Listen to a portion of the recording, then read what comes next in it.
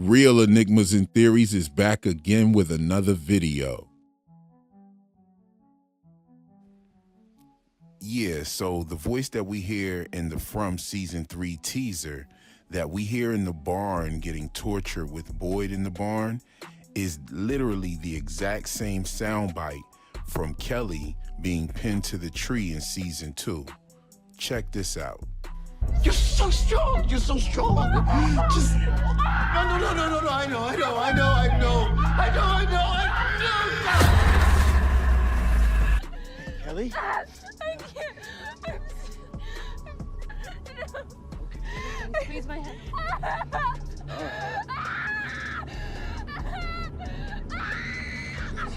Kelly, squeeze.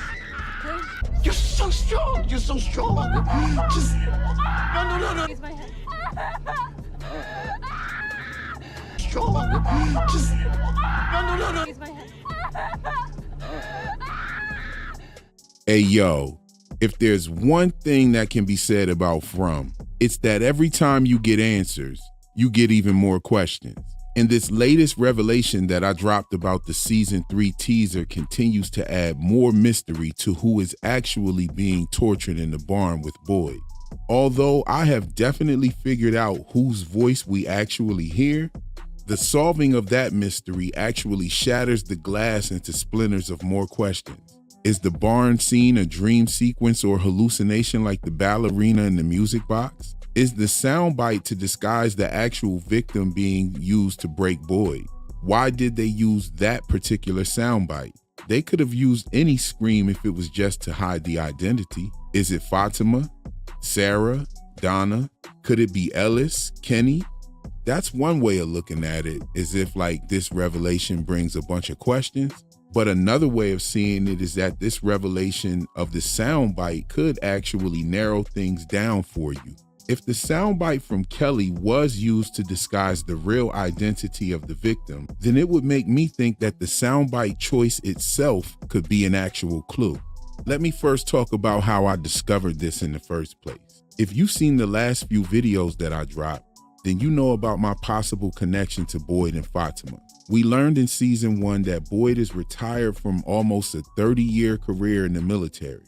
Then in Season 2, we learned about Corporal Brian Kelly when Boyd told Donna the connection that the kid called Smuckers had between the couple Brian and Kelly from the bar. By that time, we had all seen Boyd pull the metal rod from Kelly, and we had heard the scream already. He tells Donna about his tour in Iraq, and that's what I believe to be the connection between Boyd and Fatima. Fatima is from Iran, and it's possible that the death of her father is not only the reason why she moved to the US, but the conflict in Iran is intertwined with the conflict in Iraq. This to me connects Boyd to the actual reason that Fatima is even in the US. Boyd standing in this makeshift greenhouse, dropping this information on Donna in the early part of Season 2 was a really deep revelation, and it added even more mystery to the entire show. And it also highlighted the scene with Brian Kelly and the torture that both of them had to endure. It made me ask the question that I'm sure most of us had while watching that scene. Why didn't they just put Kelly out of her misery?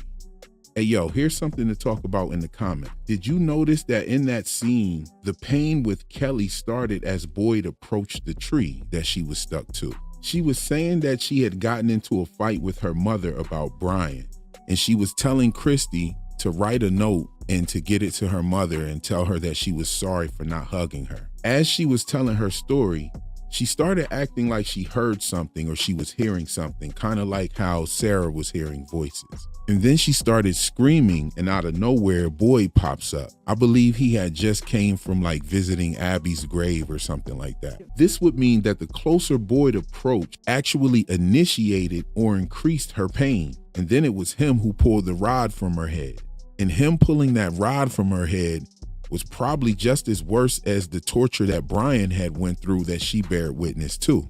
Now, the Brian Kelly Iraq-Iran revelation given to us in the greenhouse was heavy, but the question of why they didn't want to put her out of her misery made me rewatch the scene again for some answers. I had to know what was going on with that. I remember Christy saying that she didn't want the girl's last moments to be with a gun to her head. But that's crazy because she's already got a metal rod through her head, so what's the difference? Just put her out of her misery, right? Just a little tidbit about me. I'm into music production and sound engineering. And so when I heard the screams, it jumped right out to me. I hadn't seen it again since the trailer. This was the first time that I'd seen that scene again since the trailer. Automatically, it jumped right out to me. I knew where the soundbite came from, but that's why it jumped out to me. But let's even take it to a few episodes later, back to that same makeshift greenhouse where Fatima is telling Donna about her pregnancy. She even says that she feels like the place is torturing her. Check it out. And all I can think is, what if this place is trying to torture me? Mock me.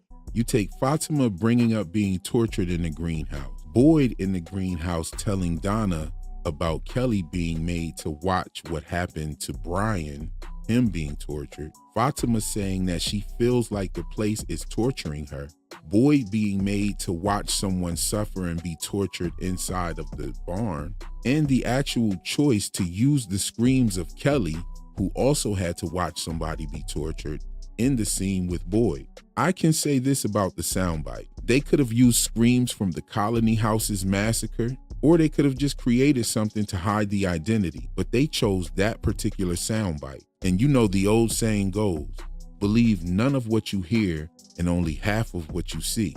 And that leads me to another narrowed down possibility. Could this be one of Boyd's dream sequences like Martin in The Ballerina? We see the slow walkers overpowering Boyd, tying him to a post, just like we saw the ballerina overpowering Boyd and throwing him to the bed while he was in the clinic.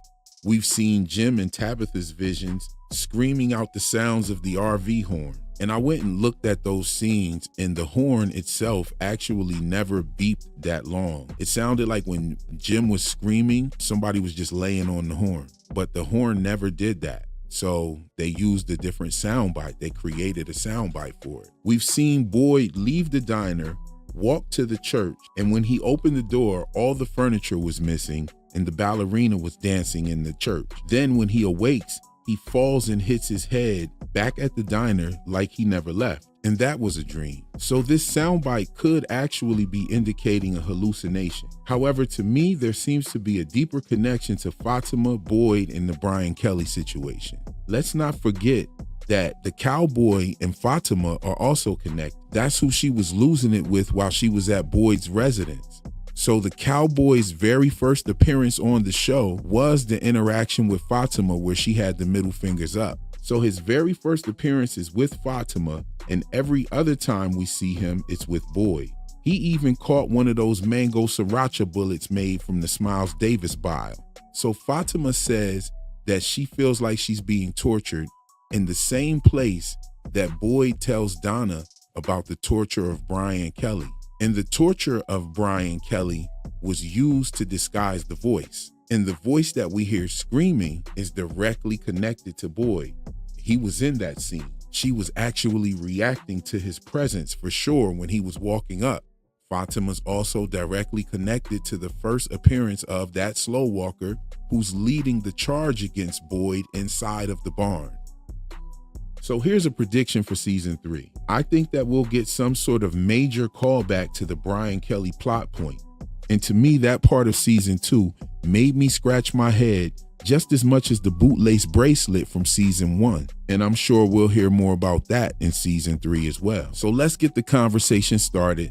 Drop some comments of what you think about this new revelation, what it means for your theories, and how it changed your theory. They tried to hide it from us, but you know over here at Real Enigmas and Theories, we have those magnifying glasses out. And in this case, I had my studio engineer ears on. Just a little something to think about while we wait on the next episode. Anyway, that's all for my video today. I'll catch you in the next one. Peace.